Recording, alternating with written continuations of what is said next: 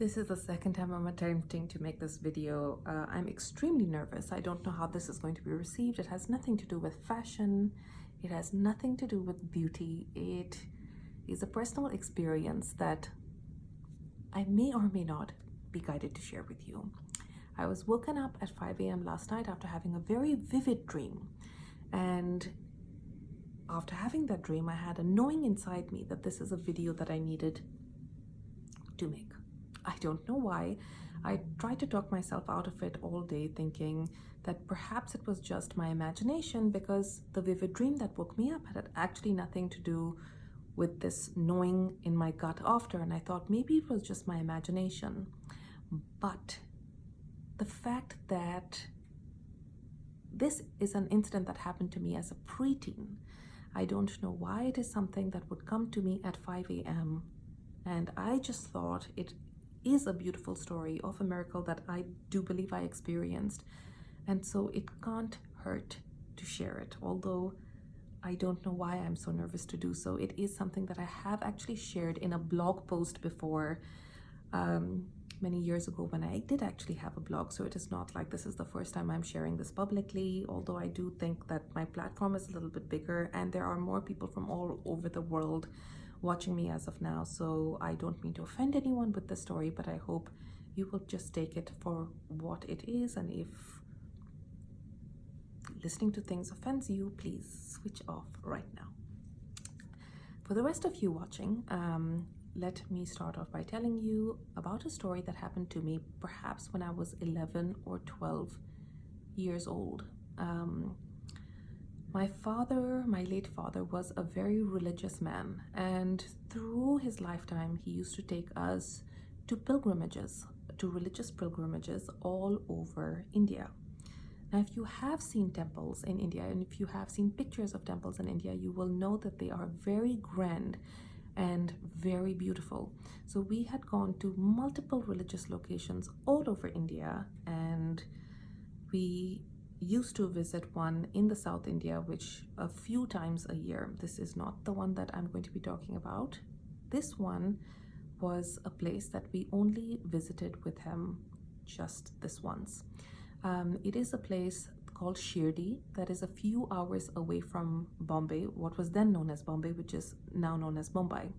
We actually lived in Bombay, and I lived there between the ages of 10 to 16, and this incident happened to us earlier on in my stay over there. I do remember being quite young, so I would guess I would place myself at around 11 or 12 years of age when this took place. My father said, we are going to Shirdi. He was accompanied by my mother, myself, my two older sisters, as well as my uncle and my aunt, that is my mother's brother and my mother's brother's wife. We got into two cars and head on over to Shirdi. Shirdi today is a very popular place that is where a very religious leader, whether you want to call him a religious leader or whether you want to call him an ascended master, actually died. The legend goes that there was a man who was known as Sai Baba, who one day appeared in Shirdi, and as a beggar. He was known as the fakir, and he appeared in Shirdi, and for the people of Shirdi who went and started talking to him, he started teaching them about religion, and he very quickly became a religious leader to them. And from what the books suggest, and there is evidence of there being photographs of him, because he died in the year 1918 in Shirdi. So it isn't like centuries ago where people did not have pen and paper and they could have been stories. There are stories of him performing miracles over there, and he was prayed to by both Hindus and Muslims alike. One of the things that does stand out about Shirdi Sai Baba is he never actually told people what religion he himself was. India is a secular place, and we have a lot of Muslims living over there, and in Shirdi at that time There were a lot of people of both Hindu and Muslim faith, and he was revered and prayed to by both faiths. He preached a concept of religion combining the both of them, and did this in various ways. If you actually go up and read about him, he never said what religious faith he himself was, and neither did he practice any one particular religion. He practiced things that in his own way that are very typical of the Muslim faith as well as the Hindu faith. And at that time, we had no clue who he was. So as I said, we got into 2 cars. We went over to this place called Shirdi, where we were shown around, and because he was a beggar, today, so many decades later, there is a very beautiful temple that has been built over there, and it is a lot more organized. And as most pilgrimages or as most religious destinations do, there are a lot of hotels and everything around there that have been built catering to the pilgrims who come to pay their respects to the place where Sai Baba died. And back then, it was not very well known. So we went on over. There was a small hut, which is where he used to seek refuge at night and sleep. There was a tree under which he sat. There was a wheel where he ground flour, and he led a very simple life. And the place emoted that. It was a very simple place, very unlike religious destinations in India as we were used to. We were kids, and I do remember complaining and just saying, what is this? Why are we here? And just, being cranky, not exactly understanding why exactly it is we were there. And we were very tired. It was a few hours long journey away from Bombay, and we were tired and cranky, and we got into the cars ready to come back home. We got in the cars. There is the driver driving. We were in 2 cars. There was a driver driving in the front, my mother, my father, and my uncle in the car in the front, my 2 sisters and I, along with my aunt, with the driver driving at the car at the back. This is before cell phones, so it is only when we reached our destination in Bombay were the 2 cars able to communicate and share stories about what happened. The story is, in Shirdi, when you left at that time, you were given a flower garland to garland the car. They were blessed flowers that you garlanded the car and drove home with. And the car in the front, the flowers had come loose and had hit the windscreen. And so the driver stopped the car to take off the flowers. In the car at the back, we didn't know why they had stopped the car. At the back, we are all awake for this. It is broad daylight. There are just fields on either side. There are no trees. We're in the middle of the highway. There are no other cars except for us. We just see the car in the front stops, and we look over, and my aunt goes, "Oh, look, here's Baba."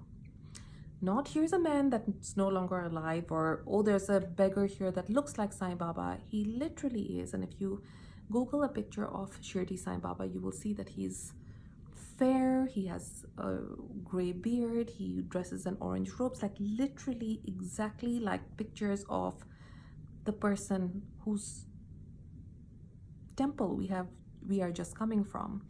And it at no point in our minds was it, oh my God, we're experiencing something weird, or oh my God, here's something that we should not be experiencing, or we are experiencing something supernatural or religious, or we are experiencing a miracle. It just literally was like it was the most natural thing in the world, and as if we all were in a trance. And my aunt goes, "Oh, look, here's Baba." And we look and we turn, and we see my father getting out of the car. When we reached Bombay, we then exchanged stories and found out that my father when the car stops, looks over and all of a sudden sees this man and said exactly the same. "Oh, Baba's here." And we see my father getting out of the car and getting down and giving him some money because the man was begging in the middle of the road. And he was in a daze, transfixed. Again, there was no like, this is weird. Like, just in a daze.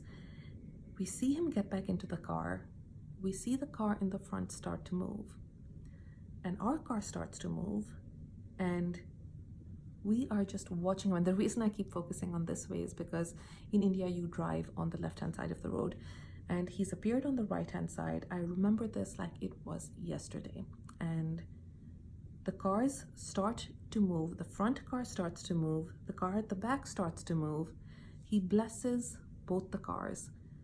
And while we are watching him with our eyes and turning around, he disappears. Now, many times through my life, I have looked up at the sky, and when I'm going through something rough in my life, I've looked up and just been like, is nobody there? I have questioned my faith just like everyone else has. I am more spiritual than I am religious. And I have questioned one thing. I have questioned why when you read about people, and of course, as decades have passed, I've read a lot about people who have near-death experiences, who have spiritual miracles, who have people who auto-write or channel their loved ones and departed ones, and they talk about them meeting this, religious figure or ascended master in their next life, and they always seem to be the same religion or somebody that they prayed to when they were alive, or that the person is praying to. And I've always found that a little strange. So why we saw somebody who also is an Indian ascended master, who in his physical form was from India, is something that I have thought about. I have no answers. I don't know why exactly this happened. I don't know what it means. He is not somebody we had ever seen before, and I can't explain it. And I do think my inability to explain it, and the fact that there were other witnesses as well, my whole family saw this happen. And I do believe that we did witness a miracle. And I don't know why I'm being brought to share this with you guys. Maybe there is one person amongst you who needed to hear this today, and maybe there's one person amongst you who needed to have a sign when they felt like their voice is too small and it's not being heard by something out there. And maybe I'm the one who has been guided to share this with you in this moment, to say, you know what, there is something more to us. I don't know. I won't even say, oh, I hope you enjoyed this video, because I don't know. I don't know how to end this. So I'm just going to end this by saying thank you for listening. I hope I have not offended anyone with any of my views or by sharing this. And if you know anybody who, I will just say goodbye and thank you, and God bless.